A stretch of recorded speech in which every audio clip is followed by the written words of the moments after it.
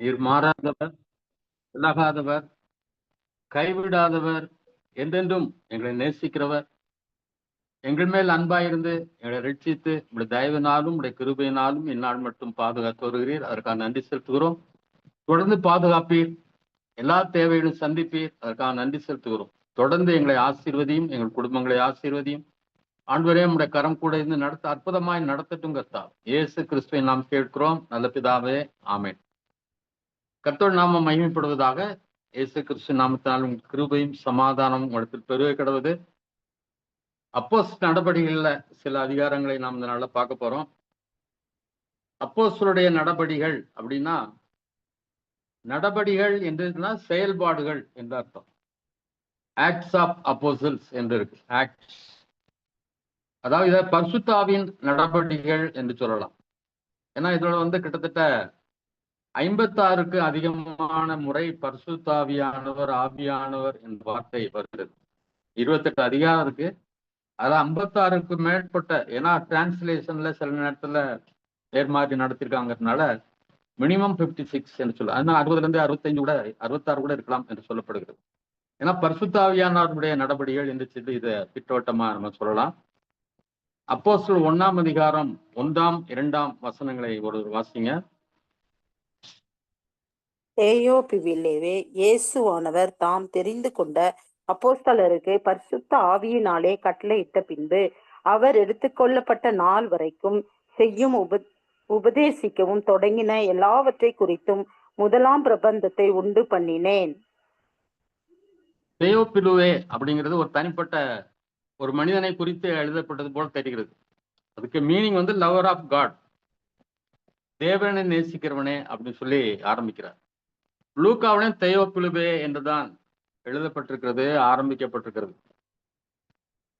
ஏன்னு சொல்லி நம்ம பார்ப்போம். இயேசுவானவர் தாம் தெரிந்து கொண்ட அப்போஸ்தலர் பரிசுத்தாவியினாலே கட்டளையிட்ட பின்பு, அங்கே பார்த்தீங்கன்னா முதல்ல பரிசுத்தாவினால் கட்டளையிட்ட பின்பு என்று சொல்லப்படுகிறது. அவர் எடுத்துக்கொள்ளப்பட்ட நாள் வரைக்கும் செய்யவும் உபதேசிக்கவும் தொடங்கின எல்லாவற்றையும் குறித்து முதலாம் பிரபந்தத்தை உண்டு பண்ணினேன். பிரபந்தம் அப்படின்னா ஏதோ புரியாத ஒரு வார்த்தை. அது முதலாவது புத்தகம். அதான் 66 புத்தகங்கள் என்று சொல்லப்படுகிறது. வேத புத்தகம் பிப்ளிகா என்று சொல்வார்கள். அந்த வேர்ட்ல இருந்து தான் பைபிள் வந்துச்சு. அப்படின்னா புக் ஆஃப் புக்ஸ், புத்தகங்களின் புத்தகம். 66 புத்தகங்கள் இருக்கிறது. அதுல முதலாம் புத்தகத்தை அவர் உண்டு பண்ணினார். அதுதான் லூக்கா. லூக்கா புத்தகத்தை எழுதினவர் தான் இதையும் எழுதினார் என்று சொல்லி நம்பப்படுகிறது. எது வரைக்கும் அவர் இந்த பூமியிலிருந்து பரலோகத்துக்கு எடுத்துக்கொள்ளப்பட்ட வரைக்கும் அவர் என்னெல்லாம் செய்தார், என்ன உபதேசம் பண்ணாரு, அதெல்லாம் குறித்து முதலாவது லூக்கா புத்தகத்தை அவர் எழுதினார். கொலோசையர் 4ஆம் அதிகாரம் 14ஆம் வசனத்தில் வாசிங்க. கொலோசையர் 4:14.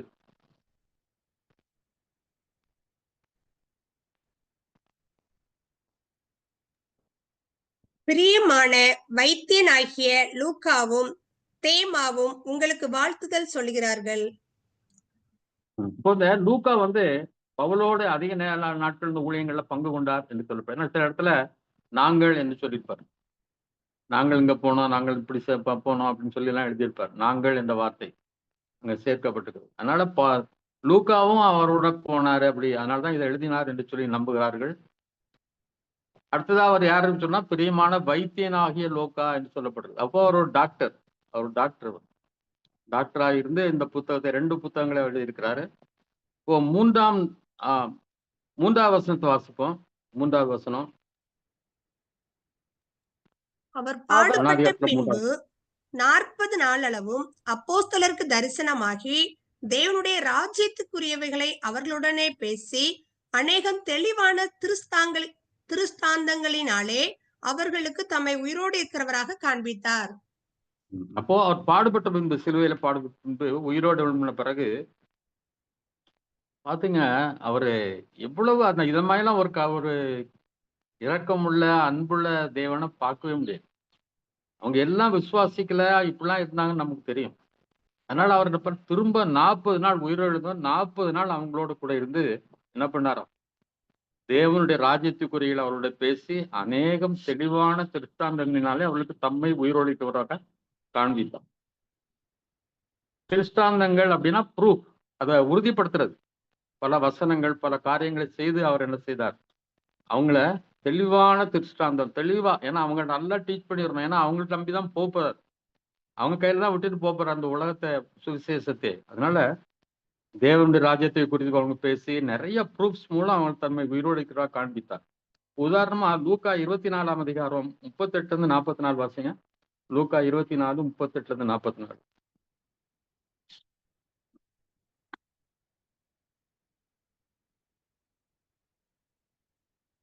38 இருந்தாப்பா. 38 44.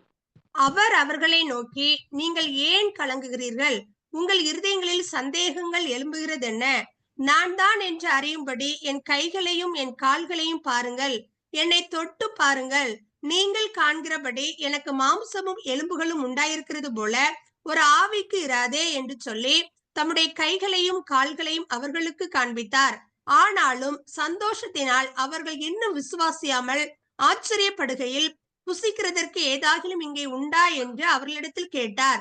அப்பொழுது பொரித்த மீன் கண்டத்தையும் தேன் கூட்டு துணிக்கையும் அவருக்கு கொடுத்தார்கள். அவைகளை அவர் வாங்கி அவர்களுக்கு முன்பாக புசித்து அவர்களை நோக்கி, மோசேயின் நியாயப்பிரமாணத்திலும் தீர்க்கதரிசிகளின் ஆகமங்களிலும் சங்கீதங்களிலும் என்னை குறித்து எழுதியிருக்கிறவைகள் எல்லாம் நிறைவேற வேண்டியதென்று நான் உங்களோடு இருந்தபோது உங்களுக்கு சொல்லிக் கொண்டு வந்த விசேஷங்கள் இவைகளே என்றார். சொந்த வீட்டுக்கு போறோம். அவங்க யாருன்னு எனக்கு ரொம்ப வருஷம் கழிச்சு பாக்குறோம். அவங்க சொல்றாங்க உங்களுக்கு யாருன்னே தெரியல அப்படின்னு சொன்னா நம்ம எவ்வளவு அப்செட் ஆயிடுவோம் இல்லையா? ஆனா அங்க பாருங்க, ஒருவேளை ஏதாவது சொல்லி இப்ப இது ஞாபகம் இருக்கான, இப்படி செய்து ஞாபகம் இருக்கா, இப்படி பேசணும் ஞாபகம் இருக்கான்னு முன்னால உள்ள காரியங்கள் எல்லாம் ஒருவேளை சொல்லி அப்படி நம்ம நிரூபிக்க வேண்டியிருச்சுன்னா நமக்கு எவ்வளவு கவலையா இருக்கும், எவ்வளவு கஷ்டமா இருக்கும். என்னோட கூட 1ஆவதுல இருந்து 10ஆவது வரைக்கும் படிச்ச ஒரு பையன் எங்க ஊர் தான். என்னோட டீச்சர் ட்ரைனிங் வேற படிச்சான் வேற ஸ்கூல்ல. ஆனா ஒரு தடவை அவனை நான் இந்த திருநெல்வேலியில பாளையங்கோட்டைங்கிற இடத்துல பார்த்து கேட்கும்போது தெரியலையே அப்படின்ட்டான். எனக்கு ரொம்ப ஷாக்கிங்கா இருந்துச்சு. ஒன்னா ஃபுட்பால் விளையாடும் டே. ஆனா இங்க பாருங்க இயேசு கிறிஸ்துவோட நிலைமை எவ்வளவு தம்மை தாழ்த்தி பாருங்க. ஏன்னா கையை வேணா தொட்டு பாடுறான், காடை தொட்டு பாரு. அதெல்லாம் எனக்கு என்னால அதை அண்டர்ஸ்டாண்ட் பண்ணவே முடியல. அவருடைய அன்பு, அவருடைய இது எப்படியாவது அந்த மக்களுக்கு தன்னை புரிய வைக்கணுங்கிறதுக்காக இவ்வளவு அப்பவும் அவங்க என்ன பண்ணலையாம், கைகளையும் கால்களையும் காண்பிக்கிறான். ஆனாலும் சந்தோஷத்தினால் அவர்கள் என்ன விசுவாசிக்கலையா. அப்போ சாப்பிடுறதுக்கு நான் உயிரோட தான் இருக்கிறேன்னு காண்பிக்கிறதுக்கு அவர் என்ன பண்றாரு, ஏதாவது சாப்பிடுறதுக்கு ஏதாவது இருக்கான்னு கேட்கிறாரு. அப்போ இங்க என்ன பண்றாங்க, எல்லாம் ஸ்பெஷல் ஃபுட் தான் வச்சிருக்காங்க. ஏசு கிறிஸ்து இறந்து போனாரு, காணல ஒரு பக்கம் பயம் கலக்கத்துல இருக்காங்க. ஆனாலும் அங்க என்ன இருக்குது, எல்லாம் ஃப்ரைடு ஃபிஷ்ஷும் தேன் கூட்டு துணிக்கையும் வச்சிருக்காங்க. ரெண்டையும் கொடுக்காங்க, ரெண்டையும் சாப்பிட்டு காட்டுறாரு. ஏன்னா நான் உயிரோட கூட தான் இருக்கிறேன், சரீரத்தோடும் ஆவியோடும் நான் இருக்கிறேன் காண்பதற்கு இப்படி சாட்டி காட்டிட்டு அதுக்கு நிறைய வசனங்களை அவங்களுக்கு காட்டுறாரு. பழைய ஏற்பாட்டுல இப்படிலாம் சொல்லப்பட்டிருக்கிறதுன்னு சொல்லி இப்படி நிறைய ப்ரூஃப்ஸ் எல்லாம் வச்சு அவங்களுக்கு சொல்லி தான் உயிரோடு தான் அவர் காண்பிக்கிறத பாக்குற போது அவரு டீச் பண்றதுக்காக நம்மளை நம்முடைய அழைப்பிழந்து பிரிஞ்சு போயிடக்கூடாது, வழிவிலை போயிடக்கூடாது, எவ்வளவு முயற்சி பண்றாருன்னு பாக்குறோம் இல்லையா? யோனா என்ன பெரிய யோனா இல்லைன்னா இன்னும் ஒரு ஆளு. ஆனா அப்படி விடலையே. அவன் தர்சீசுக்கு ஓடி போனாலும் அவனை பிடிச்சி அவர் மீனை அவனை கீழே தண்ணி அதுக்காக என்ன பாடு, கப்பல்ல உள்ளவங்க எல்லாம் பாடுபட்டு எல்லாத்தையும் இழந்து கடைசியில் அவனை திமுகத்தை தூக்கி போட்டு அவனை மீன் விழுங்கி எப்படியாவது அவனை கொண்டு வரணும். எலியா அப்படிதான் சாப்பிட்டுட்டு படுத்துக்கிறார். திரும்பவும் தட்டி அவனுக்கு உணவு கொடுத்து இது கொடுத்து நீ ரொம்ப தூரம் போகணும்னு சொல்லி அவனுக்கு செய்ய வேண்டிய வேலையை செய்ய வைக்கிறார். பேதுரு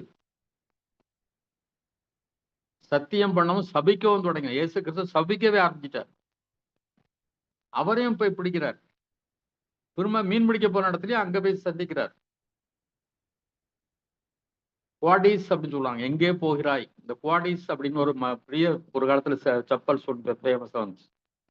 எங்கே போகிறான்னா பேதுரை பார்த்து அவர் சொன்ன வார்த்தையும் அவன் திரும்பி போயிட்டான். அப்போ ஆண்டவர் கூப்பிட்டு அப்போதான் என்ன பண்றாரு, இதாக சொல்றாரு, சீமோனின் குமாரனாகிய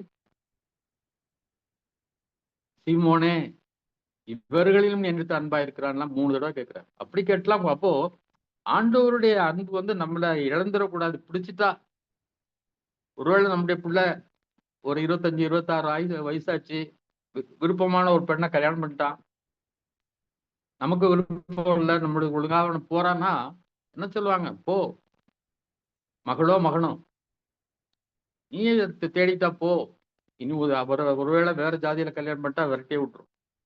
அதெல்லாம் இவர் எவ்வளவு இறங்கி வராருங்கிறதுக்காக நான் சொல்றேன். இப்படிப்பட்ட ஒரு தேவன் நமக்கு கிடைச்சிருக்காருன்னா நம்மளோட பாக்கியவா யாரும் கிடையாது. எத்தனையோ நாள் ஃபாஸ்டிங் வந்து உண்மையான கடவுள் யாரு அப்படின்னா நம்ம தேடி கண்டுபிடிக்கல. யாராவது அப்படி இருந்தீங்கன்னா எனக்கு சொல்லுங்க. ஒரே ஒரு நாள் ஃபாஸ்டிங் இருந்து ஆண்டவரே உண்மையான கடவுள் யாருன்னு யாராவது தேடி பார்த்தீங்களா? இல்ல. அவர் தேடி வந்தார். தேடி தேடி தேடி பல நாள் பேசி கடைசியில நம்மை பிடித்தார். அவருடைய அன்பு அதுக்கு ஈடு இணையே கிடையாது. அதனால ஒரு நாளும் சோர்ந்து போயிடாதீங்க. 4ஆம் வசனத்திலிருந்து 8ஆம் வசனம் வரைக்கும் வாசிங்க. 4ஆம் வசனத்துல 8ஆம் வசனம். அன்றியும் அவர் அவர்களுடனே கூடி வந்திருக்கும் போது அவர்களை நோக்கி, யோவான் ஜலத்தினாலே ஞானஸ்நானம் கொடுத்தான், நீங்கள் சில நாளுக்குள்ளே பரிசுத்த ஆவியினாலே ஞானஸ்நானம் பெறுவீர்கள். 8 வரைக்கும். ஆகையால் நீங்கள் எருசலேமை விட்டு போகாமல் என்னிடத்தில் கேள்விப்பட்ட பிதாவின் வாக்குத்தத்தம் நிறைவேற காத்திருங்கள் என்று கட்டளையிட்டார். அப்பொழுது கூடி வந்திருந்தவர்கள் அவரை நோக்கி, ஆண்டவரே, இக்காலத்திலா ராஜ்யத்தை இஸ்ரவேலுக்கு திரும்ப கொடுப்பீர் என்று கேட்டார்கள். அதற்கு அவர், பிதாவானவர் தம்முடைய ஆதீனத்திலே வைத்திருக்கிற காலங்களையும் வேலைகளையும் அறிகிறது உங்களுக்கு அடுத்ததல்ல. பரிசுத்த ஆவி உங்களிடத்தில் வரும்போது நீங்கள் பலனடைந்து எருசலேமிலும் யூதேயா முழுவதிலும் சமாரியாவிலும் பூமியின் கடைசி பரியந்தமும் எனக்கு சாட்சிகளாய் இருப்பீர்கள் என்றார். சொல்லிடுறாரு, இங்க என்ன பண்ணுங்க, யோவான் வந்து உங்களுக்கு ஜலத்தினால் ஞானஸ்நானம் கொடுத்தார், நீங்க சில நாள்ல என்ன பண்ண போறீங்க, பரிசுத்த ஆவியினாலே ஞானஸ்நானம் பண்ண பெற போகிறீர்கள், அதனால எருசலேமை விட்டு போகாதீங்க அப்படின்னு சொல்றாரு. அது பிதாவினுடைய வாக்குத்தத்தம் அது. அதனால அது நிறைவேற காத்திருங்கள் என்று சொல்லும்போது இவங்க ஒரு கேள்வி கேட்கிறாங்க. இப்போ ரோம ஆட்சிக்குள்ள இருக்குது, இஸ்ரவேலிருந்து ரோமர்கள் ஆண்டு கொண்டிருக்கிறாங்க. அப்போ திரும்ப எப்போ ஆண்டவரே எங்களுக்கு இந்த ராஜ்யத்தை கொடுப்பீர், எப்போ எங்களுடைய ஆட்சி வரும், இந்த ரோமர் எப்போ எங்களை விட்டு விலகி போவாங்க கேட்கிறார். இப்போ ஆண்டவர் சொல்லியிருக்கலாம்ல, ஆனா அவர் சொல்லல. அதான் பிதாவான தம்முடைய சித்தப்படி வைத்திருக்கிறார். இதெல்லாம் நீங்க தெரிஞ்சு கொள்ள வேண்டியது அவசியம் இல்லை என்று சொல்றார். கொஞ்சம் நல்லா யோசித்து பாருங்க. டிசம்பர் 31ஆம் தேதி ஃபாஸ்டிங் இருந்தேன், அப்படி இருந்தேன்னு சொல்லி இந்த ஆண்டு என்ன நடக்க போகுது? எதுக்கு அப்படி கேட்குறாங்க? ஆண்டவர் உடனே இதுக்கே அவங்களுக்கு சொல்லிட்டார், இதெல்லாம் உங்களுக்கு தேவையில்லாதுன்னு சொல்லிட்டாரு. நல்லா நல்லா கொஞ்சம் அண்டர்ஸ்டாண்ட் பண்ணி வச்சுக்க. நான் யாரையும் குறை சொல்றதுக்குள்ள சரியான ஒரு கரெக்ஷன் பரிசுத்த ஆவியினால வெளிப்படுத்தின கருத்து தான் சொல்றேன். ஏன் உட்கார்ந்து இந்த வருஷம் என்ன நடக்கும்? அதுலயும் இவங்க இங்க இருந்துட்டு தமிழ்நாட்டுல இருந்துட்டு எத்தியோப்பியாவில் நடக்கும், அதாவது பிலிப்பைன்ஸ்ல என்ன நடக்கும், பிரேசில்ல என்ன நடக்கும், இந்த கட்சி தான் ஆட்சிக்கு வரும் இந்த ஆண்டு, ஓகே ஒத்துக்கும். அத்தனை பேர் சொல்றாங்களா? அத்தனை பேர் சொன்ன ஒரு 5 பேர் சொன்னதை வச்சு ஒட்டு பாருங்க, எல்லாம் ஒன்னா இருக்கான்னு பாருங்க. அப்படின்னா பரிசுத்த ஆவியான்னு சொல்றது. இங்கே ஏற்கனவே இயேசு கிறிஸ்து சொல்லிட்டாரு, இதெல்லாம் உங்களுக்கு தேவையில்லாது, எப்போ நான் ஆட்சி கொடுப்பேன், அதெல்லாம் உங்களுக்கு தேவையில்லை, நீ இதை பாரு. 8ஆம் வசனம் கிளியரா சொல்லிட்டாரு, பரிசுத்த ஆவி உங்களுக்கு வரும்போது நீங்கள் பலனடைந்து எருசலேமில் யூதேயா முழுவதிலும் சமாரியாவிலும் பூமியின் கடைசி பரிந்தும் எனக்கு சாட்சியில இருப்பா. அதான் அந்த கட்டளை செய்யா, மற்றதெல்லாம் கேட்காத, அதெல்லாம் கடவுள் பார்த்துக்குவார். டெய்லி ஒவ்வொரு வாக்கு தத்துவம், மாசம் ஒரு வாக்கு தத்துவம், இதை எல்லா வாக்கு தத்துவம் நமக்கு சொந்தமானது. அப்பா கொடுத்த வாக்கு தத்துவம் எல்லாம் நமக்கு சொந்தமானது. அவர் நம்மோட கூட தான் இருக்கிறார், நம்மகிட்ட விலகிறது இல்லை, கைவிடுறது இல்லை. இது நல்லா புரிஞ்சுக்கிங்க. நான் அவரை யாரையும் பிளேம் பண்ணல, ஆனா கரெக்ட்னஸ் வேணும். அந்த மாதிரி Bible teacher, prophet of God, அதனால எனக்கு வெளிப்படுத்துறதை நான் சொல்றேன். இன்னும் நிறைய காரியங்கள் இன்னைக்கு நம்ம தெரிஞ்சு கொள்ள போறோம். நான் சொல்ல தவறுனா நீங்க தைரியமா செல்விக்கு சொல்லுங்க, செல்வி ஆண்டு சொல்லிட்டு நான் அதுக்கு விளக்கம் சொல்றேன். ஏன்னா இன்றைக்கு அவரை சொல்லிட்டார், நீ அதெல்லாம் படி கவலைப்படாத, பரிசுத்தாவி வரும்போது நீ பலனடைவாய், அது வரைக்கும் சோர்ந்த power, you will receive power இருக்கு. பலனடைகிறார், ரிசீவ் பவர், டைனமிக் பவர். நீ அதுக்கு பிறகு இங்கெல்லாம் சாட்சியா இருப்பான்னு சொல்றாரு. அதனாலதான் பேதுரு தைரியமா அதுக்கு பிறகு பேசுறாரு. ஒரு பெண்ணுக்கு முன்னால் சபிச்சவர் அதுக்கு பிறகு எப்படிலாம் நம்ம பேசுறாருன்னு சொல்லி நம்ம பார்க்க போறோம். அதுக்கு பிறகு அவர் என்ன பண்ணவர் 9ஆம் வசனத்துல இருந்து 11ஆம் வசனம் பாத்தீங்கன்னா, அவர் பார்த்து கொண்டே இயேசு கிறிஸ்து என்ன செய்தார்? உயிரை எடுத்துக்கொள்ளப்பட்டார். அப்போ 2 பேர் அங்க நின்று சொல்றாங்க, ஏன் நீங்க வானத்தையே பார்த்துட்டு இருக்கீங்க? எப்படி வானத்திலிருந்து எடுத்துக்கொள்ளப்பட்டா அதே போல திரும்ப வருவார் என்று சொல்லி விடுகிறார். அதற்கு பிறகு நடக்கிற காரியங்கள் நான் உங்களுக்கு சுருக்கமா சொல்லிடுறேன். எல்லாரும் என்ன பண்றாங்க? எருசலேமுக்கு சமீபமா இருக்கிற ஒரு நாள் ஓய்வு நாள் பிரயாணமாக ஒலிவமலை என்னப்பட்ட மலையிலிருந்து எருசலேமுக்கு திரும்ப வர்றாங்க. அங்க எல்லாருடைய அப்போஸ்தலர்கள் எல்லாருமே, அதோடு கூட 14ஆம் வசனம் வாசிங்க. 14 இங்கே இவர்கள் எல்லாரும் அங்கே இவர்கள் எல்லாரும் ஸ்திரீகளோடும் இயேசுவின் தாயாகிய மரியாளோடும் அவருடைய சகோதரரோடும் கூட ஒருமனப்பட்டு ஜெபத்திலும் வேண்டுதலிலும் தரித்திருந்தார்கள். அப்ப இங்க பாருங்க, இங்க யாரெல்லாம் வரா? மரியாளும் அங்க உட்கார்ந்து பரிசுத்த பெற்றக்கா காத்துருங்க. ஆனா இன்னைக்கு இயேசு கிறிஸ்துவோட மகிமையா யார் கொடுக்குறாங்க? அவர் கொடுக்குறாங்க.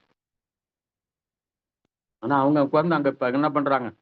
அபிஷேகத்துக்காக காத்திருக்காங்க, ஜெபம் பண்ணிட்டு இருக்காங்க.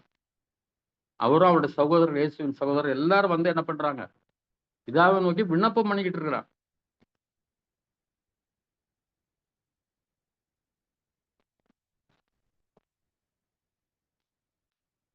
இதுல கடைசியில பாத்தீங்கன்னா, அப்போ பேதுரு அங்க பேச ஆரம்பிக்கிறார். 120 பேர் கூடியிருந்த போது அவர் நடுவிலே பேதுரு எழுந்துட்டு செய்றாரு. அவர் இப்படி யூதாஸ் வந்து இப்படி தற்கொலை பண்ணி செத்து போயிட்டான். அதனால அந்த சங்கீத புத்தகத்துல என்ன சொல்லப்பட்டிருக்கிறது?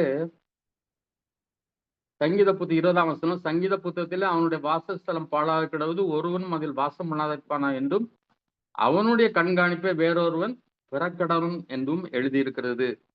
அப்ப அவனுக்கு பதிலாக இன்னொருத்தரை ஏற்படுத்தணும் அப்படின்னு சொல்லி என்ன பண்றாங்க? அப்ப ஜெபம் பண்ணி சீட்டு போடுறாங்க. சீட்டு போடுறது எல்லாம் உங்களுக்கு தெரியும். சீட்டு போடுறது மத்தியா பேர்ல விடுது. அப்போ சீட்டு போடலாமா? சீட்டு போடலாமா? ஒரு வசனம் இருக்கு, சீட்டு போடுதல் பலவான்கள் நடுவிலே சிக்க இருக்கும் அப்படின்ட்டு. இந்த சிக்கல் வந்துச்சுன்னா சீட்டு போட்டா பலவான்கள் ஒருத்தர் மட்டும் சட்டை போடுறா இவன் தாண்டான்னு ஒரு செலெக்ஷன் பண்றதுக்கு அது உதவியா இருக்கும் அப்படின்னு சொல்லப்படும். ஆனா சீட்டு போடலாமா போடக்கூடாதான்னு என்ன கேட்டீங்கன்னா, அப்போ பரிசுத்த ஆவியானவர் அவனுக்கு கிடைக்கல, பைபிளும் இல்லை. ஆனா இன்னைக்கு நமக்கு பைபிள் இருக்குது. நம்மை வழிகாட்டுறதுக்கு பரிசுத்த ஆவியார் சகல சத்தியத்திற்கு வழிநடத்துற பரிசுத்த ஆவியார் இருக்கிறார். அதனால சீட்லாம் போட்டு பார்க்கலாமாங்கிறது நீங்க தான் டிசைட் பண்ணிக்கணும். அல்லேலூயா. வேணா ஜெர்மனி சீட்டு போட்டு தப்பா தவறான்னு எனக்கு தெரியாது. நீங்க செய்யறது போடணும்னா போட்டு நீங்க பார்க்கலாம், அது எனக்கு தெரியாது. அதுக்கு நீங்க கடவுள் வழி நடத்துற அப்படி செய்து பாருங்க, பிரச்சனை இருக்கும்போது. அப்போஸ்தலர் 2ஆம் அதிகாரம் 1-7 வாசிங்க. பெந்தேகொஸ்தே என்னும் நாள் வாசியாமும் பெந்தேகொஸ்தே என்னும் நாள் வந்தபோது அவர்கள் எல்லாரும் ஒருமனப்பட்டு ஓரிடத்தில் வந்திருந்தார்கள். அப்பொழுது பலத்த காற்று அடிக்கிற முழக்கம் போல் வானத்திலிருந்து சடிதியாய் ஒரு முழக்கம் உண்டாகி அவர்கள் உட்கார்ந்திருந்த வீடு முழுவதையும் நிரப்பிற்று. அல்லாமலும் அக்னிமயமான நாவுகள் போல பிரிந்திருக்கும் நாவுகள் அவர்களுக்கு காணப்பட்டு அவர்கள் ஒவ்வொருவர் மேலும் வந்து அமர்ந்தது. அவர்கள் எல்லாரும் பரிசுத்த ஆவியினாலே நிரப்பப்பட்டு ஆவியானவர் தங்களுக்கு தந்தருளின வரத்தின்படியே வெவ்வேறு பாஷைகளிலே பேசத் தொடங்கினார்கள். வானத்தின் கீழிருக்கிற சகல தேசத்தாரிலிருந்து வந்த தேவ பக்தியுள்ள யூதர்கள் அப்பொழுது எருசலேமிலே வாசம் பண்ணினார்கள். அந்த சத்தம் உண்டான போது திரளான ஜனங்கள் கூடி வந்து தங்கள் பாஷையிலே அவர்கள் பேசுகிறதை அவரவர்கள் கேட்டபடியினாலே கலக்கமடைந்தார்கள். எல்லாரும் பிரமித்து ஆச்சரியப்பட்டு ஒருவரை ஒருவர் பார்த்து, இதோ இதோ பேசுகிற இவர்கள் எல்லாரும் கலிலேயர் அல்லவோ? இது எல்லாருக்கும் நமக்கு தெரியும் இல்லையா? பரிசுத்த ஆவி பெற்ற எப்படி நடந்துச்சுன்னு நமக்கு தெரியும். அப்போ எல்லாரும் என்ன செய்யறாங்க? அங்க வந்திருந்த பல விதமான பாஷைகள்ல அவர்கள் பேசுகிறார்கள். அப்போ பல நாடுகளை சேர்ந்த மக்கள், யூதர்கள் தான் அவங்க. ஆனா யூதர்கள் பல நாடுகளில் அந்த அங்க மொழியை கற்றவங்க இங்க வந்திருந்தாங்க. ஒருவேளை ஒரு யூதன் வந்து தமிழ்நாட்டுன்னு போயிருந்தான்னு வச்சுங்க, அங்க ஒருத்தர் டங்ஸ்ல தமிழ்ல பேசுறாங்க. அப்போ இதெல்லாம் பார்த்து எல்லாரும் நம்ம மொழியில இவங்க எப்படா பேசுறாங்கன்னு அவங்க எல்லாரும் ஒரு கலக்கம் உண்டாச்சு. 11ஆம் வசனம் வாசிங்க.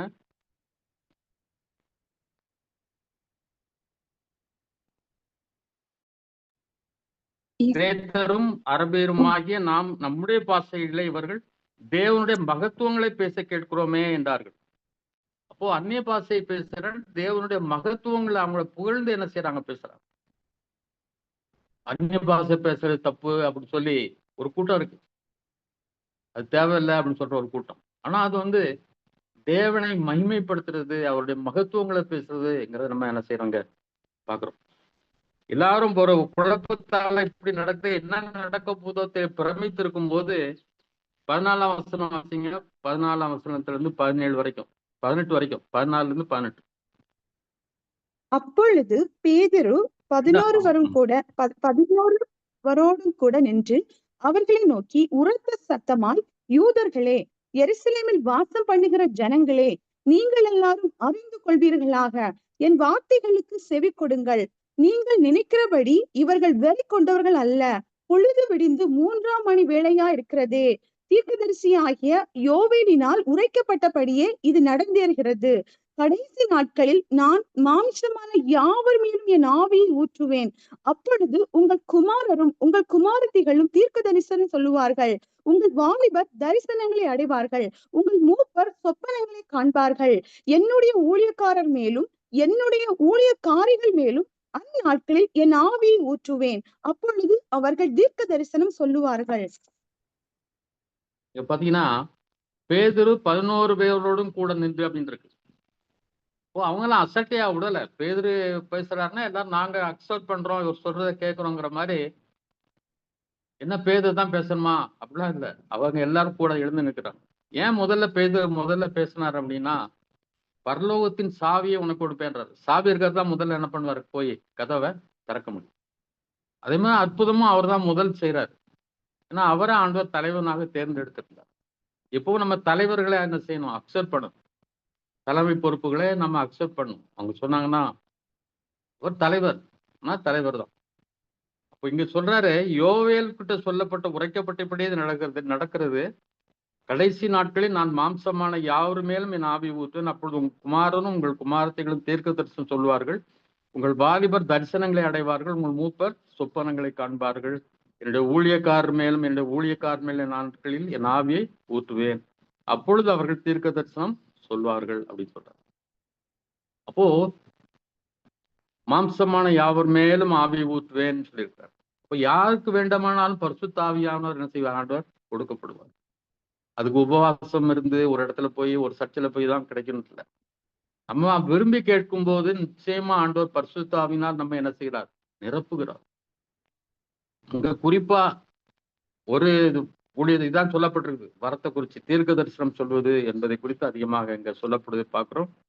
வாலிபர்கள் தரிசனங்களை அடைவார்கள். தரிசனம்னா ஊழியத்தை குறித்த தரிசனங்கள் அவருக்கு கிடைக்கும். மூப்பர்களுக்கு சொப்பனத்தின் மூலம் தெய்வ காரியங்களை வெளிப்படுத்துவார் என்றெல்லாம் சொல்லப்பட்டிருப்பதை நாம் பார்க்கிறோம். அப்போ இந்த ஹோலி ஸ்பிரிட்டுங்கிறது ரொம்ப ரொம்ப முக்கியமானது. இந்த அப்போஸ் நடவடிக்கைகளுடைய கீவேர்டு அப்படின்னு சொன்னாலே அதுதான். அப்போஸ்தலர் 1:8 தான். பரிசுத்த ஆவி உங்களுக்கு வரும்போது நீங்கள் பலனடைந்து எருசலேமிலும் யூதேயா முழுவதிலும் சமாரியாவிலும் உலகத்தின் முடிவு கடைசி பரியந்தம் எனக்கு சாட்சிகளாயிருக்கு. அதுதான் ஆண்டவர் சொன்னார். இதுதான். மற்றதை அதை தேட இது தேட, அது நாளைக்கு என்ன நடக்கும்னு சொப்பனத்தில் காட்டுங்க, அடுத்த மாசம் என்ன நடக்குன்னு காட்டுங்க, என் வாழ்க்கையில என்ன நடக்குன்னு காட்டுங்க. இதெல்லாம் ஆண்டவர் சொல்லணும்னா ஆண்டவரே உங்களுக்கு வெளிப்படுத்தி கொடுத்துருவார். அப்படிலாம் கவலையப்படாதீங்க. இந்த காலத்தில் எப்படி நடக்கும், அது எப்படி நடக்கும்லாம் நன்மைக்கு ஏதோ தான் இருக்குன்னு சொல்லியிருக்காரு. I have a plan for you. உங்களுக்கு ஒரு திட்டம் வச்சிருக்கிறேன், அது நன்மைக்கு ஏதுவானதுதான், சமாதானத்துக்கு ஏதுவானதுதான் சொல்லியிருக்காரு. அதனால எல்லாம் அப்படி நடந்துருமோ இப்படி நடந்துருமோ, எது நடந்தாலும் நல்லதா நடக்கும். அதனால கர்த்தருக்கு என்ன செய்யுங்க, காத்திருங்கள். நம்ம அவர்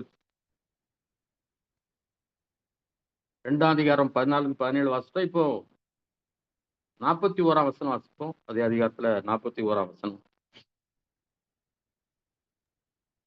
அவனுடைய வார்த்தையை சந்தோஷமாய் ஏற்றுக்கொண்டவர்கள் ஞானஸ்தானம் பெற்றார்கள்.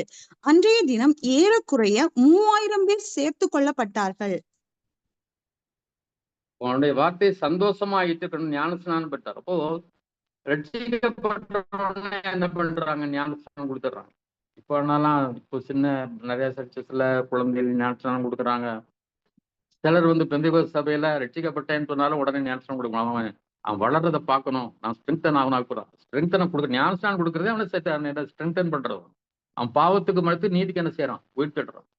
நீங்க பாவத்துக்கே மறிக்க வைக்காம கடைசி வரைக்கும் நாங்க இப்ப கொடுக்க மாட்டோம், ஒரு வருஷம் தான் ஞானஸ்நானம் கொடுப்போம்னு சொல்லிட்டு தவறான நிறைய தவறான உபதேசங்கள் இருக்கிறது. அதனால ஞானஸ்நானம் பெறாதீங்க என்ன பண்ணணும்? ஞானஸ்நானம் பெற்றுக்கொள்ள வேண்டும். அபிஷேகம் பெறாதவர்கள் அபிஷேகம் பெற்றுக்கொள்ள வேண்டும். 3000 பேர் சேர்த்துக் கொள்ளப்பட்டார்கள். 42வது வசனத்தில் அவர்கள் அப்போஸ்தலருடைய உபதேசத்திலும் அந்யோன்யத்திலும் அப்பம் பிட்குதலிலும் ஜெபம் பண்ணுதலிலும் உறுதியாய் தரித்திருந்தார். இப்போ அப்போஸ்தலருடைய உபதேசம் பைபிள்ல இப்போ எல்லா உபதேசங்களும் அப்போஸ்தலருடைய உபதேசம் இங்க வந்துருச்சு. இதுக்கு நம்ம என்ன பண்ணணும்? கீழ்ப்படியணும். புதிய ஏற்பாட்டு உபதேசங்களுக்கு நம்ம கீழ்ப்படியணும். அந்யோன்யம், ஒரு ஃபெலோஷிப், நமக்கு ஒரு நல்ல ஐக்கியம், ஆவிக்குரிய ஐக்கியம் ஒன்று இருக்கணும். அப்பம் பிட்டுதல்ல, அப்பம் பிட்டுதல்னா உங்களுக்கு தெரியும், திருவிருந்துன்னு இப்போ பேர் வச்சிருக்காங்க. எதுக்காக அந்த பேர் வச்சாங்கன்னு தெரியாது. அப்பம் பிட்டுதலையும் ஜெபம் பண்ணுதலையும் உறுதியாய் தடுத்தது. அப்போ ஜெபம் பண்றதுல என்ன செய்யணும்? உறுதியாய். இந்த 4 காரியங்கள் மிக முக்கியமான 4 பில்லர் மாதிரி 4 நம்ம தடுத்திருக்கணும். தொடர்ந்து நம்ம 44 47 வாசிங்க. 44 47. விசுவாசிகள் எல்லாரும் ஒருமித்திருந்து சகலத்தையும் பொதுவாய் வைத்து அனுபவித்தார்கள். காணியாட்சிகளையும் ஆஸ்திகளையும் விற்று ஒவ்வொருவனுக்கு தேவையானதற்கு தக்கதாக அவைகளில் எல்லாருக்கும் பகிர்ந்து கொடுத்தார்கள். அவர்கள் ஒருமனப்பட்டவர்களாய் தேவாலயத்திலே அனுதினமும் தரித்திருந்து வீடுகள் தோறும் அப்பம் பிட்டு மகிழ்ச்சியோடும் கபடமில்லாத இருதயத்தோடும் போஜனம் பண்ணி தேவனை துதித்து ஜனங்கள் எல்லாரிடத்திலும் தயவு பெற்றிருந்தார்கள். ரட்சிக்கப்படுகிறவர்களை கர்த்தர் அனுதினமும் சபையிலே சேர்த்து கொண்டு வந்தார். ஆமென். இப்போ அவங்க எல்லாருமே அன்றைக்கு ஒரு மனம் வந்து எல்லாத்தையும் பொதுவா வச்சு என்ன செய்தாங்க? அனுபவிச்சாங்க. நிறைய பேர் தங்களுடைய நிலங்கள் ஆஸ்திகள் எல்லாம் விற்று இருந்தாங்க. அது எல்லாத்துக்கும் என்ன செய்தாங்க? பகிர்ந்து கொடுத்துட்டாங்க. அவர்கள் ஒருவனப்பட்டவர்களாய் தேவாலயத்திலே அனுதினமும் தரித்திருந்து. ஊழியத்துல இந்த 10 வருஷமா எனக்கு ஏற்பட்ட ஏமாற்றத்துல ஒண்ணு, ஞாயிற்றுக்கிழமை கூடுவோம்னா ஞாயிற்றுக்கிழமை ஒரு நாள் தான் இங்க ரெஸ்ட் இப்படி சொல்லக்கூடிய ஆட்கள். 10 நாள்லாம் என்னவோ கடுமையா உழைச்சி அப்படியே மலையில ஏறி மரங்களா வெட்டி விறகு சுமந்து ஏதோ செய்யற மாதிரி தான். நானும் ஒரு டீச்சரா இருந்திருக்கிறேன். ஆனா இன்றைக்கு டீச்சர்ஸே சொல்றாங்க, அதுவும் காலேஜ் டீச்சருக்கு ஒரு நாளைக்கு 2 மணி நேரம் தான் நிறைய டீச்சர்ஸுக்கு டியூட்டி. மெசேஜ் இது பேசணும், டீச் பண்ணணும். ஆனா அவங்க சொல்றாங்களுக்கு ஞாயிற்றுக்கிழமை மட்டும் தான் ரெஸ்டா. மற்ற என்ன பண்றீங்கன்னு எனக்கே தெரியல. நாங்களாம் அப்படி இல்லை, ஒவ்வொரு நாளும் எங்க போய் ஊழியம் செய்யலான்னு தான் இருந்துச்சு. அதே மாதிரிதான் செய்தோம். இவங்களும் அதே மாதிரி தான் அன்றைக்கு பண்ணாங்க. ஒருமனப்பட்டவர்கள் தேவாலயத்தில் அனுதினமும் தரித்திருந்து தேவாலயத்தில் டெய்லி வந்துட்டாங்க. இன்னைக்கு வாரத்துக்கு ஒரு நாள் சர்ச்சை வேணாலும் இல்லை, இன்னைக்கு ஒரு நாள் ரெஸ்ட் வேணும்ன்றாங்க. 4 வாரமும் வைக்காதீங்க. அனுதினமும் தரித்திருந்து வீடுகள் தோறும் அப்பம் பிட்டு மகிழ்ச்சியோடும் கபடமில்லாத இதயத்தோடும் போஜனம் பண்ணும். மகிழ்ச்சி அடுத்தது கபடமில்லாத சின்சியர் ஹார்ட் இருக்கு, உண்மையுள்ள இருதயம். அதுக்குள்ள வேற எதுவுமே இருக்கக்கூடாது. அந்த இருதயத்துக்குள்ள புறாக்களை போல கபடத்தவர்களா இருங்கள் சொல்லியிருக்க. அப்படி இப்போ ஒரு சின்சியர் ஹார்ட் நமக்கு வேணும். அங்க பொறாமை, போட்டி, கசப்பு, வைராக்கியம், எரிச்சல், பகை, பொய், ஏமாத்து இதெல்லாம் இருக்கவே கூடாது. எப்பவும் மகிழ்ச்சியா இருக்கு. மகிழ்ச்சியோடு கபடம் இல்லாத இருதயத்தோடு இருந்தாங்க. தேவனை துதித்து ஜனங்கள் எல்லா இடத்திலும் தயவு பெற்றிருந்தார்கள். ரட்சிக்கப்படுவதை கர்த்தர் அனுதினம் சபையில சேர்த்து கொண்டு வந்தார். அப்போ எல்லாரும் தேவாலயத்தில் டெய்லி ஆட்கள் ஆண்டவர் சேர்த்துட்டு வரணும். ரட்சிக்க வேண்டுமானால் சபை இப்படிப்பட்டதா இருக்கு. அங்க ஒரு மணம் இருக்கணும்.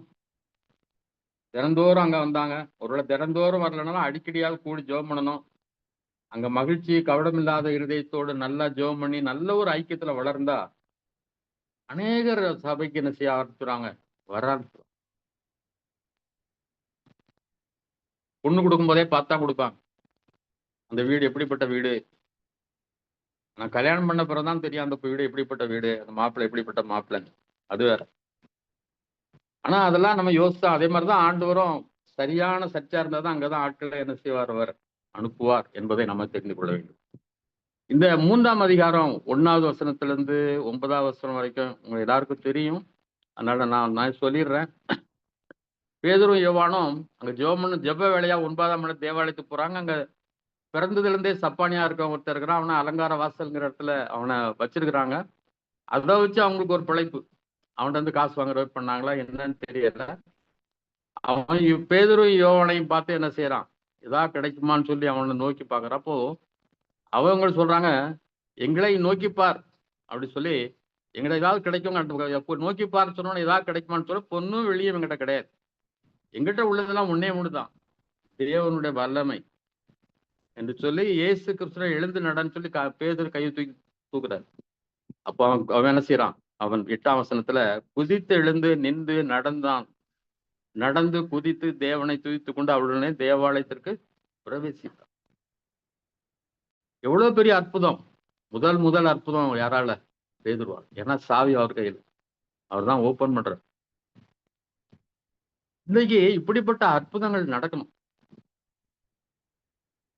சப்பானிகளும் நடக்கிறது. இப்பெல்லாம் சிலர் சொல்றாங்க கேன்சர்லாம் நம்ம ஜெபம் பண்ணி சுகமாகாது. அது எப்படி, என்ன கடவுளால் முடியாதா? இதெல்லாம் நடக்காது அப்படின்னு சொல்றாங்க. எல்லாம் செய்ய முடியாது, தேவனால எல்லாம் கூடும். அப்போ அந்த குணமாக்கப்பட்டவன் 12ஆம் வசனம் வாசிங்க. 12:3-12. பேதுரு அதை கண்டு ஆபிரகாம், ஈசாக்கு, யாக்கோபு என்பவர்களுடைய தேவனாகிய நம்முடைய 12 பேதுரு அதை கண்டு ஜனங்களை நோக்கி, இஸ்ரவேலரே, இதை குறித்து நீங்கள் ஆச்சரியப்படுகிறதென்ன? நாங்கள் எங்கள் சுய சக்தியினாலாவது எங்கள் சுய பக்தியினாலாவது இவனை நடக்க பண்ணுவோமோ என்று நீங்கள் எங்களை நோக்கி பார்க்கிறதென்ன? 13. ஆபிரகாம், ஈசாக்கு, யாக்கோபு என்பவர்களுடைய தேவனாகிய நம்முடைய பிதாக்களின் தேவன் தம்முடைய பிள்ளையாகிய இயேசுவை மகிமைப்படுத்தினார். அவரை நீங்கள் ஒப்பு கொடுத்தீர்கள். பிலாத்து அவரை விடுதலையாக்க தீர்மானித்த போது அவனுக்கு முன்பாக அவரை மறுதலித்தீர்கள்.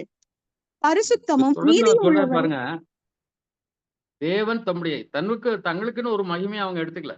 எங்களால் நடந்துச்சுன்னு நினைக்காதீங்க. எங்க பக்தியினாலும் எங்க சக்தினாலும் எல்லாம் நடக்கல. யாரு? பிதா தம்முடைய குமாரனாகி இயேசு கிறிஸ்து மகிமைப்படும்படி இதை என்ன செய்தார்.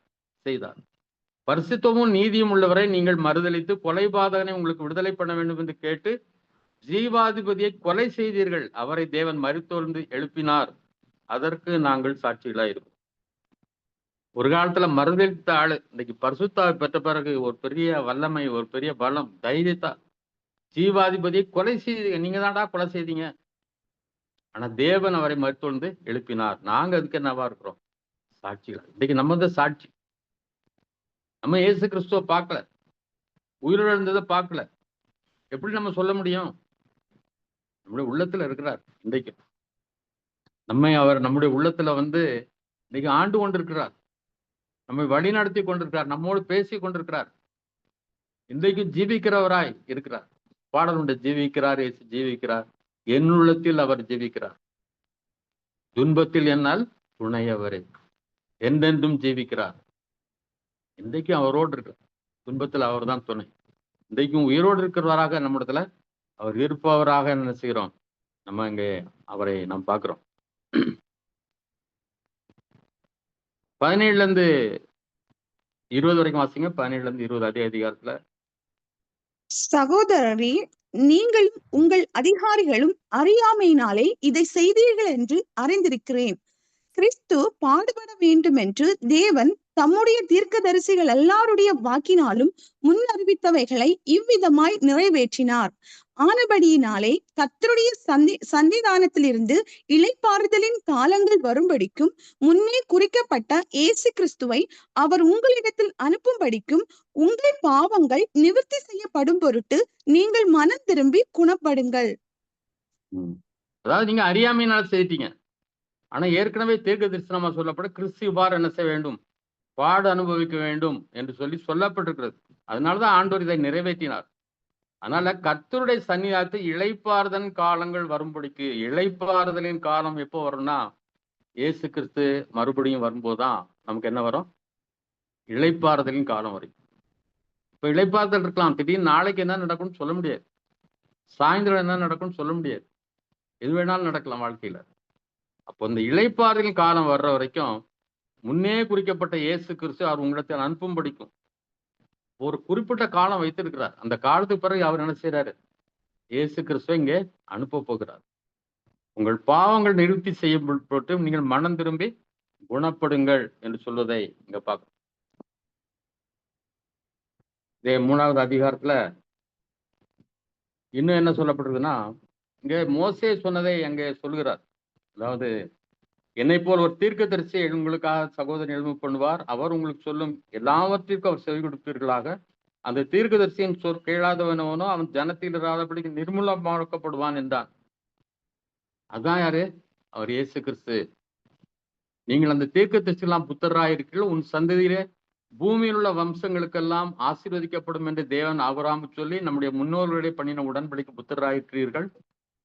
அவர் உங்கள் எல்லாரையும் உங்கள் பொல்லாக்குகளிலிருந்து விலக்கி உங்களை ஆசீர்வதிக்கும்படி தேவன் தம்முடைய பிள்ளையாக இயேசுவை எழுப்பும் முதலாவது உங்களிடத்துக்கு அவரை அனுப்பினார்.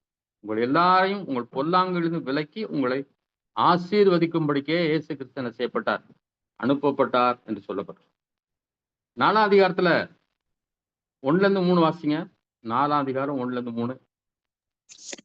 அவர்கள் ஜனங்களுடனே பேசிக் கொண்டிருக்கையில் ஆசாரியர்களும் தேவாலயத்து சேனை தலைவனும் சதுசேயரும் அவர்களிடத்தில் வந்து, அவர்கள் ஜனங்களுக்கு உபதேசிக்கிறதுனாலும் இயேசுவை முன்னிட்டு மரித்தோரிலிருந்து உயிர்த்தெழுதலை பிரசங்கிக்கிறதுனாலும் சினம் கொண்டு அவர்களை பிடித்து சாயங்காலமாயிருந்தபடியினால் மறுநாள் வரைக்கும் காவலில் வைத்தார்கள். இப்போ இவங்க அதுக்குள்ள என்ன பண்ணிட்டாங்க? ஆசாரியர்கள், தேவாலயத்து சேனை தலைவர், சதுசேயர்லாம் வந்து, சதுசேயர் வந்து உயிர்த்தெழுதலை நம்பாதவங்க. அதனால இயேசு கிறிஸ்து மரித்தோர்த்து உயிர்த்தெழுந்தார் என்றாலே அவங்களுக்கு என்ன வந்து ரொம்ப கோபம் வந்து அவரை பிடிச்சு என்ன பண்ணாங்களாம்? மறுநாள் வரைக்கும் காவலில வைத்தார்கள். வசனத்தை கேட்டால் அநேகர் விசுவாசித்தார்கள். அவருடைய தொகை ஏறக்குறைய 5000 இருந்தது. முதல் நாள் பிரசங்கத்துல ஏறக்குறைய 3000 பேர், 2வது நாள் பிரசங்கத்துல ஏறக்குறைய 5000 பேர் என்ன செய்தார்கள்? ரட்சிக்கப்பட்டார். 6ஆம் வசனத்திலிருந்து வாசிங்க. 6ஆம் வசனத்திலிருந்து 10ஆம் வசனம் வரைக்கும்.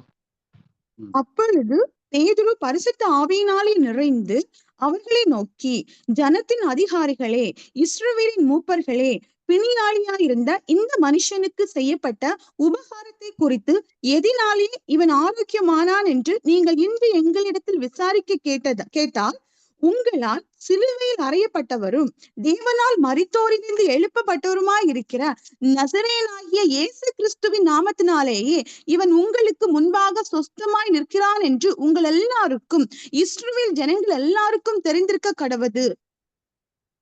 அப்போ இதை உங்களுக்கு விளக்கம் வேண்டியில்லை, ஏன்னா டைம் ஆகிறதுனால நான் விளக்கம் சொல்லல. 12ஆம் வசனம் ரொம்ப முக்கியமான வசனம். அவராலே என்று வேறொருவராலும் ரட்சிப்பு இல்லை. இதை கட்டாயம் நம்ம மனப்பாடம் பண்ண வேண்டிய வசனம். நாம் ரட்சிக்கப்படும்படிக்கு வானத்தின் கீழங்கும் மனுஷர்களுக்குள்ளே அவருடைய நாமே அல்லாமல் வேறொரு நாமும் கட்டடப்படவும் இல்லை என்றார். அப்போ பேதுரு யோவான் இப்படி பேச பார்த்து, இவங்கெல்லாம் படிக்காத ஆட்கள், மீன் பிடிக்கிற ஆட்கள் எப்படி அறிவு வந்ததுன்னு இயேசு கிறிஸ்துவோட இருந்ததினால்தான் அவர்களுக்கு இவ்வளவு ஞானமா பேசுறாங்க, இவ்வளவு அறிவோடு பேசுறாங்க என்று சொல்லி அவர் புரிந்து கொண்டார்.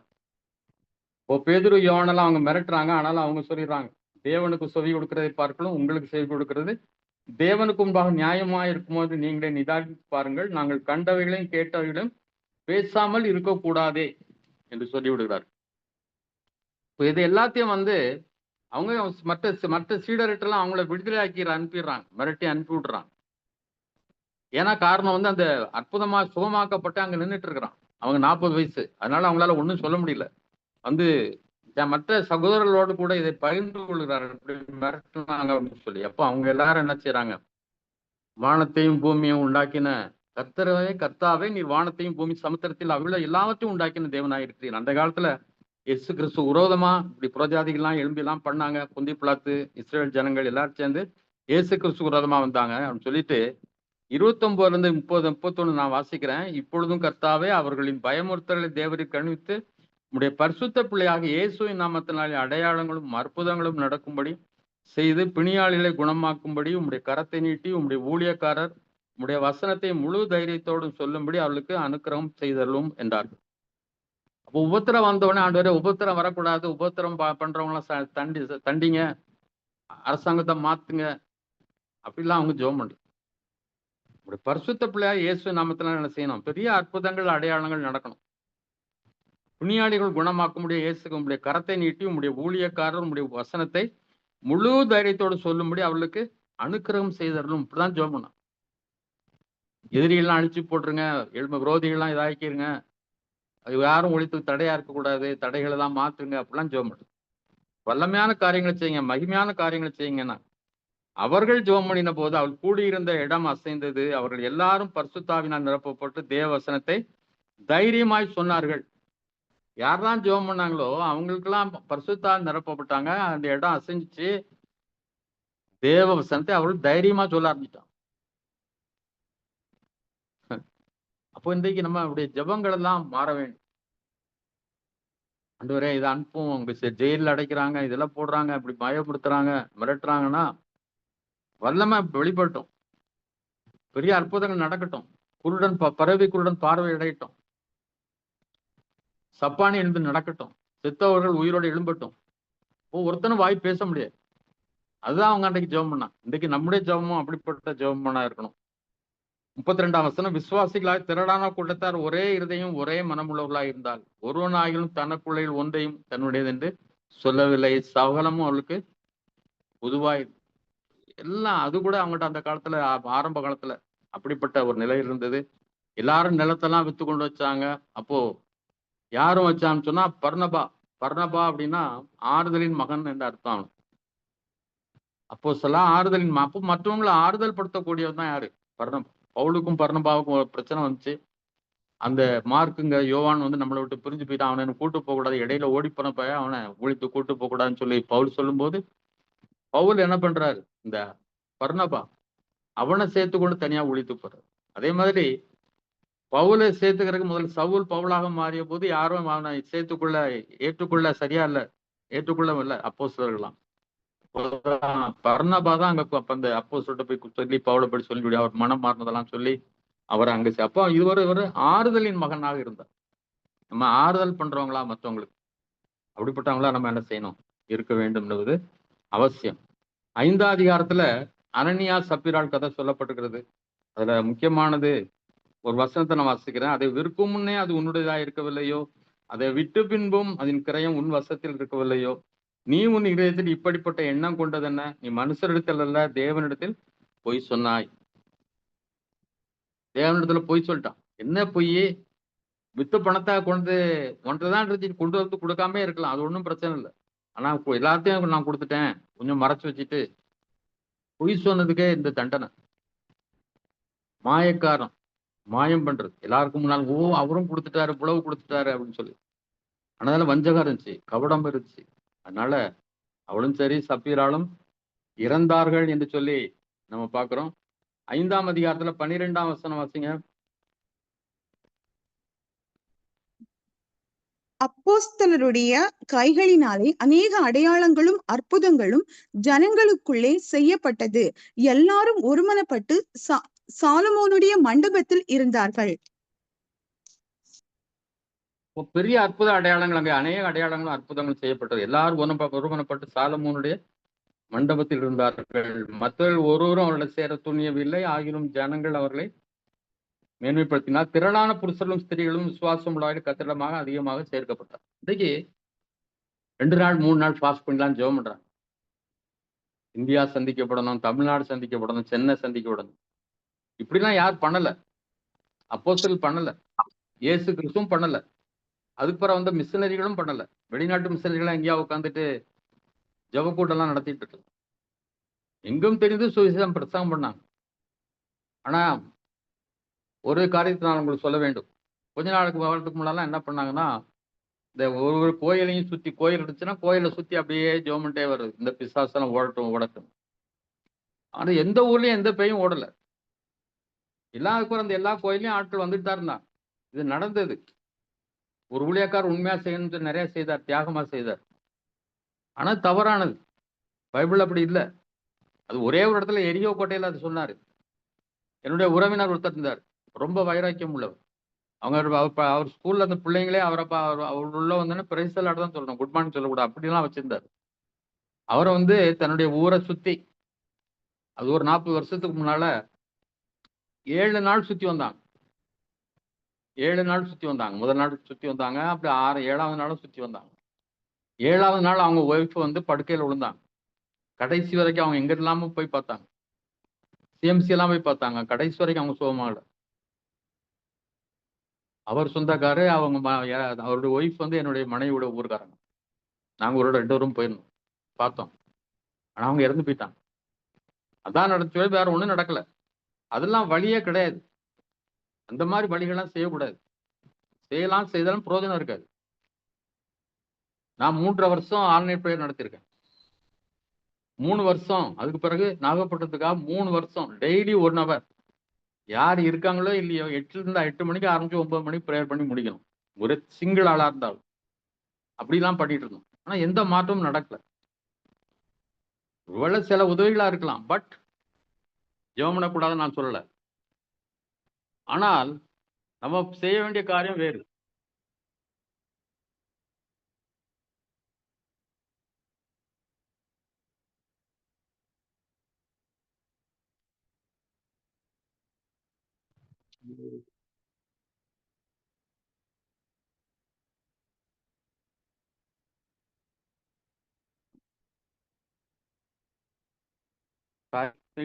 விளம்பரங்கள் சொல்ல நான் சொல்றத நல்லா சிந்திச்சு பாருங்க, சிந்திச்சு நீங்க செயல்படுங்க. நான் பைபிள்ல இருக்கிறதான் சொல்றேன். ஏன்னா பழைய ஏற்பாடும் புதிய ஏற்பாடும் இங்க கொட்டக்கூடாது. திறப்பிலேயே நிற்கிறது அதெல்லாம் புதிய ஏற்பாட்டுல எங்கேயுமே சொல்லப்படலை.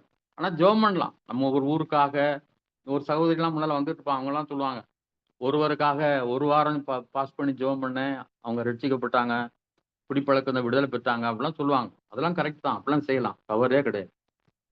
ஆனா முக்கியம் இயேசு கிறிஸ்து எப்படி ஊழியம் செய்தார்? இரவுலலாம் ஜெபம் பண்ணார், பகல்ல ஊழியம் செய்தார்.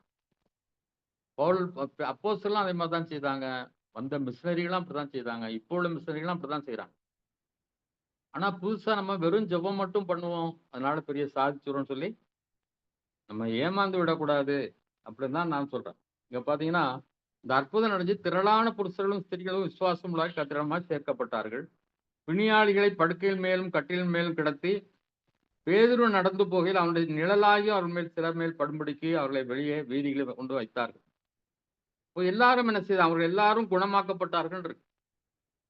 இப்போ இன்றைக்கு அப்படிப்பட்ட அற்புதம் செய்பவர்கள் தேவை. பேதுருவை போல பிரசங்கிக்கிறவர்கள் தேவை.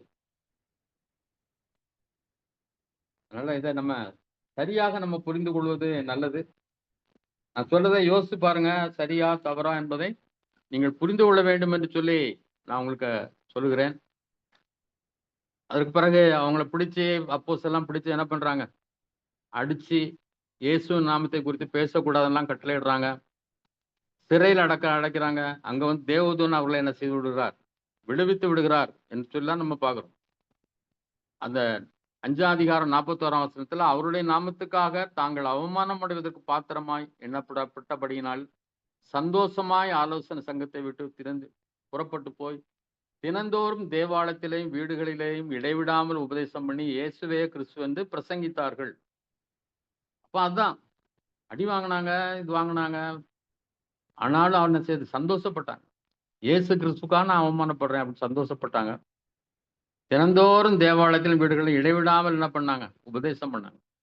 அதுக்காக பயந்து ஒதுங்கிட்டு இருக்கல, இல்லை நம்ம கொஞ்ச நாள் ஜெபம் பண்ணிட்டு அதுக்கப்புறம் போவோம் அப்படின்னு இல்லை. இடைவிடாமல் அவங்க என்ன செய்தோம்? உபதேசம் பண்ணி இயேசுவே கிறிஸ்து பிரசங்கித்தார்கள் என்று சொல்லப்பட்டிருக்கிறது. 6ஆம் அதிகாரம் மட்டும் நான் சொல்லிட்டு, ஏன்னா 12:30 ஆயிடுச்சு. அதனால 6ஆம் அதிகாரத்துல ஒரு பிரச்சனை வருகிறது. அப்போ சீசர்கள் பெருகணும் கிரேக்கர்கள்லாம் என்ன சொல்றாங்க?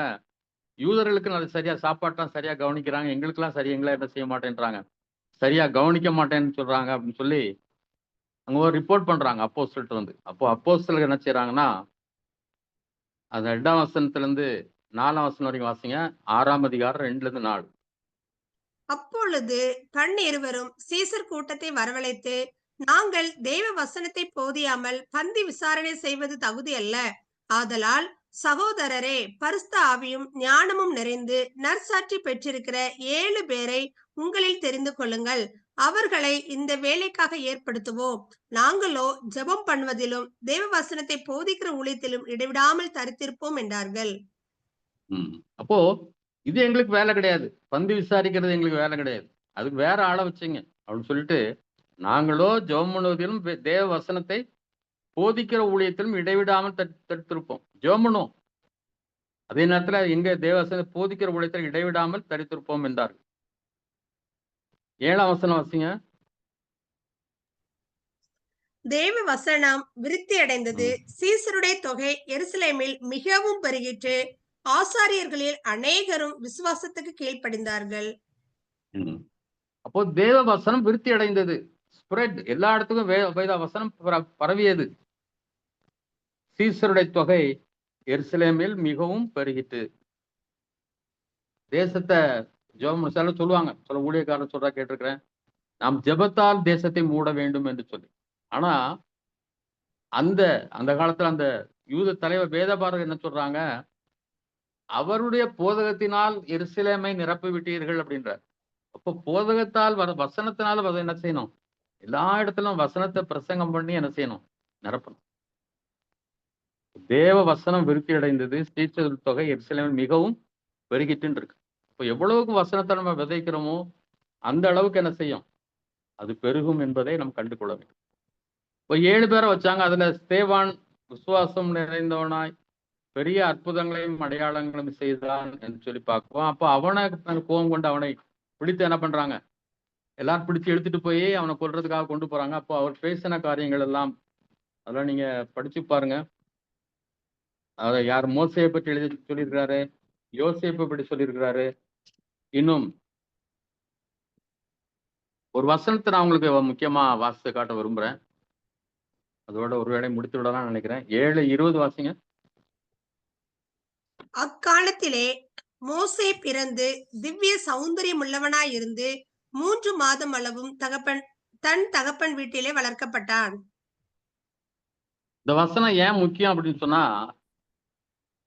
மோசே பிறந்து திவ்ய சௌந்தரியம் உள்ளவனாயிருந்து, திவ்ய சௌந்தரியம் அப்படின்றது இல்லையா, நம்ம பிறந்து நம்மலாம் எப்படி அழகா இருந்தோமா இல்லையான்னு தெரியல. சொல்ல அப்பன் மாதிரியே கருப்பா இருக்கான் அப்படின்னு சொல்லுவாங்க. அவங்க அம்மா மாதிரியா மூக்கு இப்படி இருக்கு அப்படின்னு சொல்லி ஏதாவது குறை சொல்லுவாங்க, சிலர் பாராட்டுவாங்க, அப்படிலாம் இருக்கு. ஆனா இங்க மோசே பிறந்து திவ்ய சௌந்தரியம் உள்ளவனாயிருந்து, திவ்யம் அப்படின்னா டிவைன் அர்த்தம். இந்த டிவைன் பியூட்டி அவன்கிட்ட இருந்துச்சான். இங்கிலீஷ் எல்லாம் பாத்தீங்கன்னா, நான் கொஞ்சம் டிரான்ஸ்லேஷன்லாம் நான் இது மூலம் பார்த்தேன் மொபைல்ல. Beautiful in the sight of God இருக்கு. மோசே அவர் என்ன தேர்ந்தெடுத்தாராம், பியூட்டிஃபுல் இந்த சைட் ஆஃப் காட், ஆண்டவருடைய பார்வைக்கு அவன் அழகா இருந்தான். ஏன் நம்மளுக்கு தெரிஞ்செடுத்தார், அழகா இருந்ததுனாலயா? இல்ல, அவர் பார்க்கும்போது நம்ம எல்லாரும் அவருக்கு அழகா தெரிஞ்சோம். மோசையை பார்க்கும்போது எப்படி அழகா தெரிஞ்சாரோ அதே மாதிரி நம்ம எல்லாரும் அவருடைய பார்வையில அழகா தெரிஞ்சோம். அதனால தன்னுடைய பிள்ளையாக தெரிந்து கொண்டார். இது உண்மையான வார்த்தை. ஒருவேளை நீங்க நினைக்கலாம், எனக்குலாம் எங்க அழகு இருக்கு, இது இல்ல, என்ன தகுதி இருக்குலாம் நினைக்கலாம். ஆனா அவர் அதெல்லாம் பார்க்கல. எப்படி மோசையை பார்த்த உடனே அவருக்கு பியூட்டிஃபுல் இந்த சைட் ஆஃப் காட், எப்படி அவருடைய பார்வைக்கு அழகா இருந்தாரோ அதான் நம்ம எல்லாரும் அவர் பார்வைக்கு அழகா இருந்தோம். அதனால இன்றைக்கு நம்ம தெரிந்து கொண்டு வைத்து நமக்கு சிறப்பாக போதனைகளை கொடுத்து கொண்டிருக்கு ஒரு திவ்ய நோக்கத்தோடு. அதுக்குன்னு ஒரு தெய்வீக நோக்கம் இருக்கிறது. அதுக்காக என்ன பண்றாரு, அவரு உங்களையும் என்னையும் தெரிந்து கொண்டார். உண்மையாவே எனக்கு கண்ணீர் வரும். என்னையும் தெரிஞ்சு கொண்டாரு. இப்படிலாம் நான் அலைந்து கொண்டிருக்கும் போது என்ன அந்த சின்ன வயசுல பார்த்தார். ஏதோ சர்ச்சைக்கு போல எங்கேயும் போனாலும் ஒரு சின்ன பயம் இருந்துச்சு தவறுகள் செய்யும் போது. நம்மலாம் அவருடைய பார்வைக்கு அழகா இருக்கும், இன்றைக்கும் அழகா தான் இருக்கும். ஆனாலும் மறந்துடாதீங்க, அவருடைய அன்பை விட்டு போயிடாதீங்க. ஏன்னா அவர் அவங்கள அவ்வளோ அதிகமா நேசித்தனால்தான் இந்த குழந்தையிலே மோசையை 3 மாதத்துல இருக்கும்போதே அவனு திவ்ய சௌந்தரியமா அவருக்கு தெரிஞ்சது மாதிரி நம்மளாம் பார்க்கும்போது ஏதோ ஒரு திவ்ய சௌந்தரியம் இருந்துச்சு அவருடைய பார்வையில். அதனாலதான் அவர் தெரிந்து கொண்டார். ஒரு வசனத்தை என்ன மட்டும் நான் உங்களுக்கு வாசிடுறேன், அதை வாசிருங்க. 34, 35 வாசிங்க. 7ஆம் அதிகாரத்துல 34, 35. எகிப்தில் இருக்கிற என் ஜனத்தின் உபத்திரவத்தை நான் பார்க்கவே பார்த்து அவர்கள் பெருமூச்சை கேட்டு அவர்களை விடுவிக்கும்படி இறங்கினேன். ஆகையால் நீ வா, நான் உன்னை எகிப்திற்கு அனுப்புவேன் என்றார். உன்னை அதிகாரியாகவும் நியாயாதிபதியாகவும் ஏற்படுத்தினவன் யார் என்று சொல்லி அவர்கள் மறுதலித்திருந்த இந்த மோசையை தானே தேவன் முட்செடியில் அவனுக்கு தரிசனமான தூதனாலே தலைவனாகவும் மீட்பனாகவும் அனுப்பினார். மற்றவங்களாம் அசட்டை பண்ணாங்க. நீ யாரையா எங்களை கேட்கறதுக்கு? நீ என்ன பெரிய அதிகாரியா? எங்க மேல அதிகாரம் உனக்கு என்ன உண்டுன்னு ஒருத்தன் கேட்டான். இவர் அவனுக்கு உதவி செய்தான் போனார். மோசே நம்முடைய இனமாச்சே, நீங்களே ஒருத்தனுக்கு ஒருத்தன் சண்டை போடுறீங்களப்பான்னு கேட்கும்போது போனோம். அப்போ எங்களுக்கு அதிகாரியா வச்சது யாரு ஒண்ணு அப்படின்னு கேட்டான். ஆனா அவனைதான் ஆண்டவர் என்ன செய்தார்? தலைவனாகவும் மீட்பனாகவும் ஏற்படுத்தினார். மற்றவங்க அசட்டை பண்ணலாம், அற்பமா நினைக்கலாம். ஆனால் கர்த்தர் உங்களை தெரிந்து கொண்டிருக்கிறார். ஒரு பொறுப்பாக, ஒரு தலைவனாக, ஒரு நோக்கத்தோடு கூட உங்களை தெரிந்து வைத்திருக்கிறார். யார் வேணாலும் அசட்டை பண்ணலாம், ஆனா அவர் அசட்டை பண்ண மாட்டார். ஏனென்றால் உங்களை ஒரு நோக்கத்தோடு, ஒரு தலைவனாகவும் மீட்பனாகவும் இந்த சமுதாயத்துக்கு ஏற்படுத்தி வைத்திருக்கிறார். நம்ம ஜெபம் பண்ணுவோம். எங்களை அன்பின் தகப்பனே, ஆண்டவரே கர்த்தாவே, ஆண்டவரே மிக ஞானமாக பேசலாம், எனக்கு ஞானம் கிடையாது ஆண்டவரே. நீர் கற்றுக் கொடுத்த சில காரியங்களை ஆண்டவர் நம்முடைய பிள்ளைகளோடு பகிர்ந்து கொண்டேன் ஆண்டவரே. ஆண்டவரே இன்னும் ஆண்டவரே அவர்கள் தெளிவாக கற்றுக்கொள்ள, தெளிவாக புரிந்து கொள்ள, இன்றைக்கு இருக்கும் ஆவிக்குரிய நிலைகளும் வேத புத்தகத்தில் உள்ள நிலையையும் அவர்கள் புரிந்து கொள்ள உதவி செய்யுங்கத்தா. ஆண்டவரே அப்பா, ஜனவரி 1ஆம் தேதி சொல்லுற காரியங்கள் அதெல்லாம் அவங்க புரிஞ்சிட்டு ஆண்டவரே. ஆண்டவரே இன்னும் கர்த்தாவே ஒவ்வொரு நாளும் நீர் நடத்துகிறவரா இருக்கிறீர் ஆண்டவரே. ஏராளமான வாக்குகளை எங்களுக்காக வைத்திருக்கிறீர். நாங்கள் தோண்டும் போகும்போது, சோர்ந்து போகும்போதெல்லாம் வார்த்தைகளை கொடுத்து எங்களை தேற்றுகிறீர், தைரியப்படுத்துகிறீர், வழி நடத்துகிறீர். எல்லா வாக்கு தத்தங்களையும் கிறிஸ்துவுக்குள்ளே ஆம் என்றும் ஆமேன் என்றும் இருப்பதற்காக ஸ்தோத்திரம் ஆண்டவர். கர்த்தாவே அன்பு தாப்பனே, உம்முடைய வார்த்தைகளை நம்பி ஆண்டவரே பரிசுத்தாவியை பெற்ற அவர்கள் ஆண்டவரே என்ன கட்டளை நீர் கொடுத்தீரோ அந்த கட்டளை அவர்கள் நிறைவேற்றினார்கள் என்று பார்க்கிறோம். எருசலேமிலும் யூதேயா முழுவதிலும் சமாரியாவிலும் பூமியின் கடைசி பரியந்தமும் அவர்கள் சென்றார்கள் என்று பார்க்கிறோம். நாங்கள் அந்த பரிசுத்தான் வல்லமையை பெற்று உமக்கு கீழ்ப்படிந்து எங்களுக்கு குறிக்கப்பட்ட எல்லைகளிலே உங்களுடைய வார்த்தைகளை பகிர்ந்து கொள்ள உதவுச்சு. எங்களுக்கென்று ஒரு எல்லையை வைத்திருக்கிறீர், தலைவனாக மீட்பனாக வைத்திருக்கிறீர். பரிசுத்த ஆவியானவர் எங்கள் மூலமாய் வல்லமையாய் கிரியை செய்வார்கள். ஆண்டவரே உம்முடைய பிள்ளைகளை உம்முடைய வல்லமையினால் நிரப்பும், பரிசுத்த வல்லமையினால் நிரப்பும். அப்பா அல்லேலூயா, ஸ்தோத்திரிக்கிறோம் ஆண்டவரே. உம்முடைய வல்லமையினால் நிரப்பும், உம்முடைய வல்லமையினால் நிரப்பும். வரங்கள் வெளிப்படட்டும் ஆண்டவரே. அநேகர் சுகமடையட்டும், வியாதிகளில் விடுதலை பெறட்டும், சப்பானிகள் நடக்கட்டும், குருடர்கள் பார்வையிடட்டும், செவிடர்கள் கேட்கட்டும், மரித்தோர் கூட உயிரோடு எழும்பட்டும் ஆண்டவரே. எங்களால் அல்ல ஆண்டவரே, உடைய பரிசுத்த பிள்ளையாகிய இயேசுவின் நாமத்தினாலே காரியங்கள் நடக்கட்டும் ஆண்டவரே. பா ஆண்டவரே, திரளான மக்கள் ஆண்டவரே கர்த்தரிடமாய் சேர்க்கப்பட்டார்கள் என்று சொல்லப்பட்டிருக்கிறது. அப்படியாய் சேர்க்கப்பட கர்த்தர் உதவி செய்யும். கிருபை செய்யுங்கப்பா ஆண்டவரே. கர்த்தாவே பா, நீர் எங்களை தெரிந்து கொண்டிருக்கிறீர்கள், ஒருபோதும் கைவிட மாட்டீர் ஆண்டவரே. ஆண்டவரே ஸ்தோத்திரம் ஆண்டவரே, ஸ்தோத்திரம் ஆண்டவரே, ஸ்தோத்திரம் ஆண்டவரே, ஸ்தோத்திரம் கர்த்தா. அவருடைய உம்முடைய பிள்ளைகள் ஆண்டவரே இந்த நாளிலே ஆண்டவரே ஒரு உயிர் மீட்சியோடு ஆண்டவரே கர்த்தாவை வல்லமையாக செயல்படட்டும்பா. அநேகர் ஆண்டவரே இவர்கள் மூலமாய் ஆசீர்வதிக்கப்பட்டோம், அநேக குடும்பங்கள் ஆசீர்வதிக்கப்பட்டோம், அநேகர் ஆண்டவர் இருளிலிருந்து வெளிச்சத்துக்கு வர உதவிகளை பயன்படுத்தும் கர்த்தாவை. வல்லமையாய் பயன்படுத்தும், வல்லமையாய் பயன்படுத்தும், வல்லமையாய் பயன்படுத்தும். இயேசு கிறிஸ்து நாம் கேட்கிறோம் நல்ல பிதாவே. ஆமேன், ஆமேன்.